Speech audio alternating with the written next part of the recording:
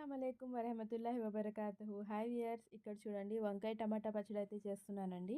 Green colour పచ్చి వంకాయలు curries కన్నా పచ్చడికి పచ్చి పులుసుకి అయితే చాలా టేస్టీగా ఉంటాయి. సో ఇక్కడ ఒక 2 స్పూన్స్ ఆయిల్ తీసుకొని అందులో ఒక స్పూన్ జీలకర్ర తీసుకుందాము. ఆ తర్వాత 4-5 గ్రీన్ చిల్లీస్ ఇలా కట్ చేసి యాడ్ చేయండి.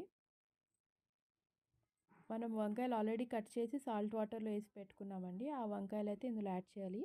మనం తర్వాత చట్నీకే కాబట్టి కొంచెం లావుగానే కట్ చేసుకున్నాము.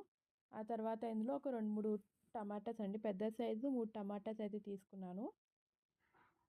అది యాడ్ చేయాలి. సాల్ట్ యాడ్ చేయండి టేస్ట్కి సరిపడా. వంకాయలు చేదు రాకుండా వంకాయలు వేసిన వెంటనే సాల్ట్ అయితే ఒక స్పూన్ యాడ్ చేయండి. ఆ తర్వాత ఒక లెమన్ సైజులో చింతపండు అయితే యాడ్ చేయండి. యాడ్ చేసి ఇది కొంచెం రోస్ట్ అవుతుండగా అందులో మనం పసుపు, హల్దీ అనేది యాడ్ చేయండి. ఆ తర్వాత టమాటోస్ కూడా యాడ్ చేసి మంచిగా మీడియం ఫ్లేమ్లో పెట్టి లిడ్ పెట్టి మంచిగా ఇది సాఫ్ట్ అయ్యేంత వరకు మంచిగా కుక్ అవ్వనివ్వండి. ఇందులో మనం ఏ విధమైన పప్పులు అలాంటివి అయితే ఏం వేయట్లేదు.